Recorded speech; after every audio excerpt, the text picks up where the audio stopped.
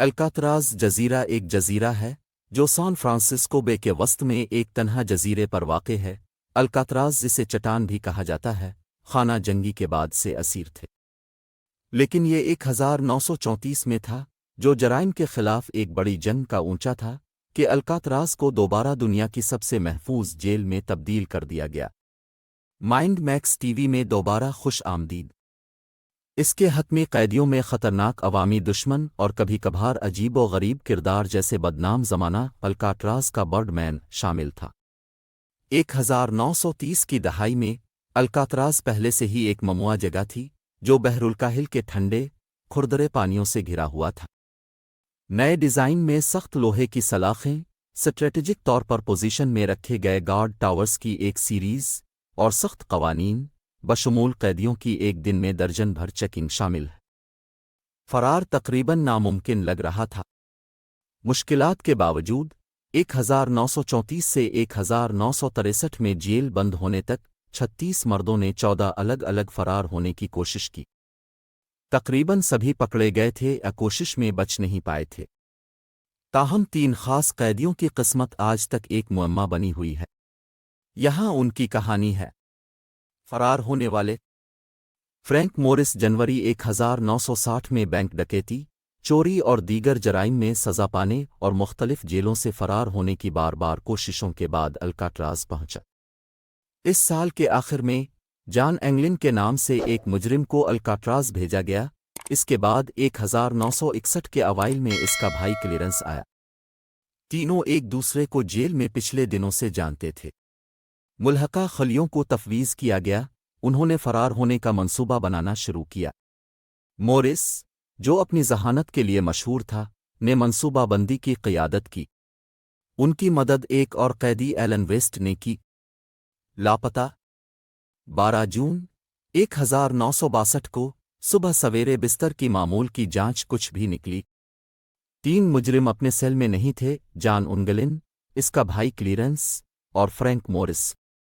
ان کے بستروں میں چالاکی سے پلاسٹر سے بنے ڈمی سر، گوشت کی رنگت اور حقیقی انسانی بال بنائے گئے تھے جو بظاہر رات کے محافظوں کو بے وقوف بناتے تھے۔ جیل لاک ڈاؤن میں چلا گیا اور گہری تلاش شروع ہوئی۔ سراغ جمع کرنا۔ ہمیں فوری طور پر مطلع کیا گیا اور مدد کرنے کو کہا گیا۔ سان فرانسسکو میں ہمارا دفتر لاپتہ قیدیوں اور ان کی سابقہ فرار کی کوششوں تینوں نے انہیں بنایا تھا کہ کسی بھی ریکارڈ کی جانچ کرنے کے لیے ملک بھر میں دفاتر کی طرف لے جاتا ہے۔ ہم نے مردوں کے رشتہ داروں کا انٹرویو بھی کیا اور ان کے تمام شناختی ریکارڈ مرتب کیے اور خلیج میں کشتی چلانے والوں سے کہا کہ وہ ملبے کی تلاش میں رہیں۔ 2 دن کے اندر ربڑ میں بند اور مردوں سے متعلق خطوط کا ایک پیکٹ برآمد ہوا۔ بعد میں کچھ پیڈل نما لکڑی کے ٹکڑے اور ربڑ کی اندرونی ٹیوب کے ٹکڑے پانی میں پائے گئے۔ کرونیکٹ بیچ پر ایک گھریلو زندگی کی بنیان بھی دھلائی گئی تھی، لیکن وسیع پیمانے پر تلاشی کے دوران علاقے میں کوئی اور چیز نہیں ملی۔ ایک ساتھ مل کر منصوبہ بندی۔ جیسے جیسے دن گزرتے گئے، F B I, coast guard, bureau of jail حکام اور دیگر نے مزید شواہد تلاش کرنا شروع کر دیے اور فرار کے ہوشیار منصوبے کو اکٹھا کرنا شروع کیا۔ ہمیں قیدی ایلن ویسٹ نے مدد فراہم کی، جس نے وقت پر اسے اپنے سیل سے باہر نہیں نکالا اور ہمیں معلومات فراہم کرنا شروع کر دیں۔ ہم نے جو سیکھا وہ یہاں ہے۔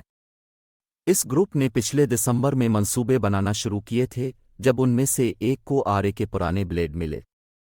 خام ٹولز کا استعمال کرتے ہوئے، جس میں ٹوٹے ہوئے ویکیوم کلینر کی موٹر سے بنائی گئی گھریلو ڈرل بھی شامل ہے، ہر پلاٹروں نے بڑی محنت کے ساتھ کور کے ارد گرد قریب سے فاصلہ والے سوراخوں کو کھود کر اپنے خلیات کے پچھلے حصے میں ہوا کہ سوراخوں کو ڈھیلا کیا تاکہ دیوار کے پورے حصے کو ہٹایا جا سکے۔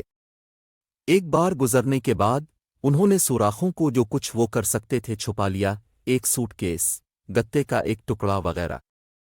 خلیوں کے پیچھے ایک عام، غیر محفوظ یوٹیلیٹی کوریڈور تھا۔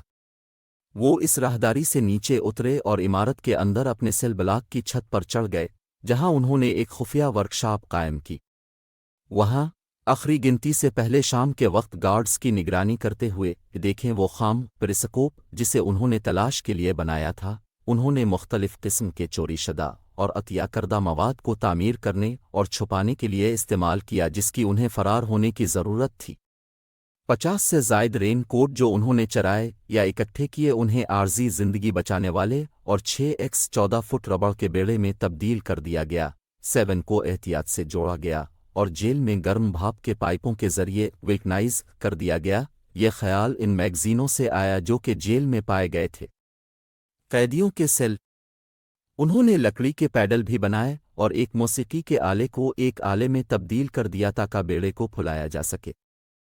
فرار 11 جون کی شام کو وہ جانے کے لیے تیار تھے۔ ویسٹ نے اگرچہ اس کی وینٹی لیٹر گرل کو مکمل طور پر ہٹایا نہیں تھا اور اسے پیچھے چھوڑ دیا گیا تھا۔ 3 دوسرے راہداری میں داخل ہوئے، اپنا سامان اکٹھا کیا، وینٹی لیٹر کے ذریعے اوپر اور باہر چڑھے اور جیل کی چھت پر چڑھ گئے۔ اس کے بعد وہ سیل ہاؤس کے عقب میں بیکری کے دھوئیں کے ڈھیر سے نیچے اترے، باڑ کے اوپر چڑھے اور جزیرے کے شمال مشرقی کنارے پر جا کر اپنا بیڑا چلایا۔ اسرار جاری ہے۔ اس کے بعد کیا ہوا یہ ایک معمہ بنی ہوئی ہے۔ کیا انہوں نے اسے خلیج سے پار کیا، انجیل آئی لینڈ پہنچے اور پھر منصوبہ بندی کے مطابق آبنائے ریکون کو مارن کاؤنٹی میں داخل کیا؟ کیا ہوا اور لہریں ان سے بہتر ہوئیں؟ بہت سارے لوگوں نے یہ ثابت کرنے کے لیے بہت کوششیں کی ہیں کہ مرد زندہ رہ سکتے تھے، لیکن سوال یہ ہے کہ کیا وہ واقعی زندہ ہیں؟ ایف بی آئی نے 29 دسمبر 1979 کو باضابطہ طور پر اپنا کیس بند کر دیا اور اس کی ذمہ داری یو ایس مارشل سروس کو سونپ دی، جو تینوں کے زندہ ہونے کے امکان کے حوالے سے تحقیقات جاری رکھے ہوئے ہے۔ امید ہے آپ کو یہ ویڈیو پسند ہوگی۔ ویڈیو کو خوب لائک اور شیئر کرے اور چینل کو سبسکرائب کرے۔ شکریہ۔